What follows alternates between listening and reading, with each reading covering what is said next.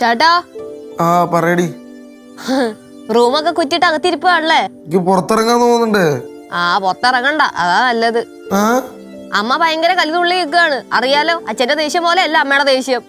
നീ അകത്തോട്ട് വാ, ഞാൻ വാതിൽ തുറന്നുതരാം. വാ. അയ്യോ, ഞാൻ ആ പരിസരത്തോട്ടില്ല. ഞാൻ ഇനിയിപ്പോ അതിന്റെ അകത്തോട്ട് കേറിയാണ്ടല്ലോ, കൂടെ ആ കുരിപ്പ് കേറും, പിന്നെ കേശു കേറും. അച്ഛൻ ഒന്നാമത് ഇവിടെ ഇരിപ്പുറയ്ക്കാത്ത അവസ്ഥയിലാണ് ഇരിക്കണേ. അച്ഛൻ ഇവിടെ ഉണ്ടാ? ആ അവിടെ ഇരിപ്പുണ്ട്. ഈ ചോനര തലേന്നാണ് ബന്ധം എന്നൊക്കെ അറിഞ്ഞപ്പോ തന്നെ അച്ഛൻ പകുതി വയലന്റ് ആയി. ഇതിപ്പോ ഞാൻ എന്ത് ചെയ്യാനടി? അതെ, അമ്മയടുത്ത് എന്തെങ്കിലുമൊക്കെ പറഞ്ഞ് സോപ്പിട്ട് കയ്യിലെടുക്കാൻ പറ്റുമോ? പൊടി എടി, നേരത്തെ ഞാൻ ചുമ്മാ അടുത്ത ഞായറാഴ്ച ആക്കട്ടെ എന്ന് ഒരു സംശയം ഇട്ടപ്പോ അമ്മയുടെ ഭാവ വ്യത്യാസം നീ കണ്ട?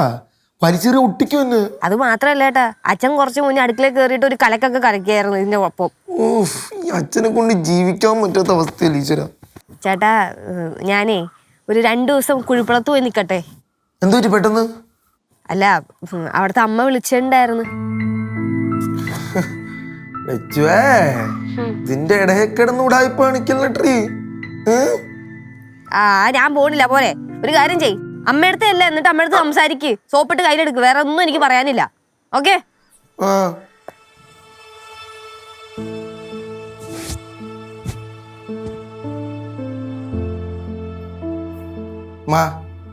എന്താടാ? ഞാൻ ഈ തുണി അടുക്കി വെക്കാം.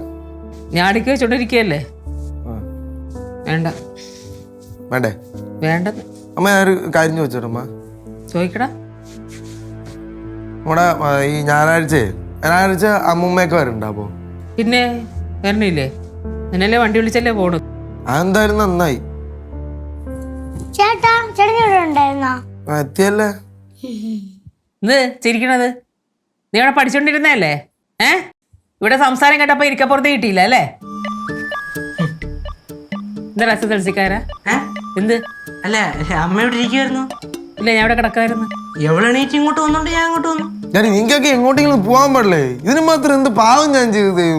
എന്താടാ എന്ത് നീ ഇങ്ങനെ പറയണത്? പെണ്ണാണോ പോകുന്നതിനാണ് നീ ഇങ്ങനെ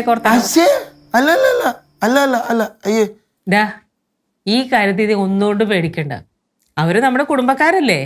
എന്തിനും ഏതിനും ആൾക്കാരുണ്ടാവും. ഇപ്പൊ എന്തെങ്കിലും ഒരു പ്രശ്നം വന്നാലും ഇഷ്ടംപോലെ ആൾക്കാരുണ്ട് ഇടപെടാനായിട്ട്. അല്ല, എന്ത് പ്രശ്നം വന്നാ ഇടപെടുന്ന? എടാ, ഒരു കുടുംബജീവിതം ആവുമ്പോ എപ്പോഴും സന്തോഷം മാത്രമായിരിക്കില്ല. ഇടയ്ക്കിടയ്ക്ക് എന്തെങ്കിലും പൊട്ടലും ചീറ്റലൊക്കെ ഉണ്ടാവുമല്ലോ. അപ്പൊ ഇഷ്ടംപോലെ ആൾക്കാരുണ്ടാവുമെന്ന് ഇടപെടാനായിട്ട്.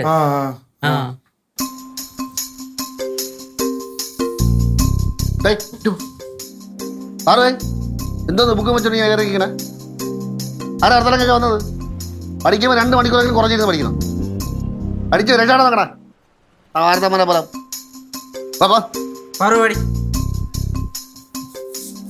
അമ്മ, ഞാൻ ഒന്ന് ഓഫീസിലോടൊന്ന് വിളിക്കണേ. ഞാൻ റൂം വരെ ഒന്ന് പോയിട്ട്. എന്താ അമ്മ ഒരു കാര്യം പറയട്ടെ? നിർബന്ധമില്ല, എന്തായാലും പറയാണ്. എന്തായാലും നമ്മള് പെണ്ണാണാൻ പോവല്ലേ? ഈ മുടി ഒന്ന് കുറച്ച് വെട്ടിയാലേ? എന്തിന് ഇത്ര കടന്ന് ചാടണത്? ഒരുപാട് മൊത്തം വെട്ടിക്കളയാനല്ല, കുറച്ചൊന്നൊന്ന് വെട്ടി ഒതുക്കി. പറ്റില്ല, കോൺഫിഡൻസ് പോവും. കെട്ടാൻ പറ്റില്ല, കോൺഫിഡൻസ് പോവും. അത് പറ്റില്ല. കെട്ടാൻ പറ്റില്ല, കോൺഫിഡൻസ് പോവും നമ്മുടെ വെട്ടിയ. എന്തെല്ലാം കാണണ ദൈവമേ. എന്തായാലും തലവേദന ഒഴിഞ്ഞു. നമുക്ക് നമ്മളെ ജോലി നോക്കാം. ബാലുവേ, എന്ത് വെച്ചമ്മ കൂടുതൽ ഞങ്ങൾ കളിക്കല്ലേ?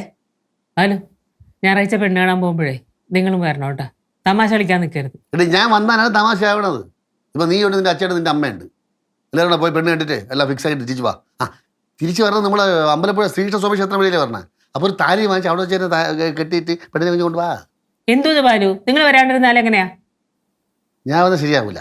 എന്നെ ചോദിക്കണമെങ്കിൽ പറ, ഞാൻ നിന്നെയും പിള്ളേരെ ഉപേക്ഷിച്ചിട്ട് കുറേ നാളായി, ഇപ്പം കണ്ടു കിട്ടാനൊന്നും ഇല്ലെന്ന് പറ. അല്ലെങ്കിൽ തന്നെ ഞാൻ ഒരു ഒരു ഗുണമില്ലാത്തവരടി. ഞാൻ വന്നിട്ടും കാര്യമില്ല. നിങ്ങളെ വരാണ്ടിരിക്കുന്നതന്നെ നല്ലത്. താഴ്ന്നോറും നിങ്ങൾ തലേക്കറി നൃത്തം ചെയ്യും. കണ്ടാ, മനസ്സിലുള്ളത് തിരിച്ചു വന്നത് കണ്ടാ? മനസ്സിലുള്ളത് തേട്ടി വന്നത് കണ്ടാ? തേട്ടി എടുത്തോളൂല്ലോ വന്നില്ലെങ്കിൽ. നിങ്ങൾ കാര്യം നോക്കി പോ.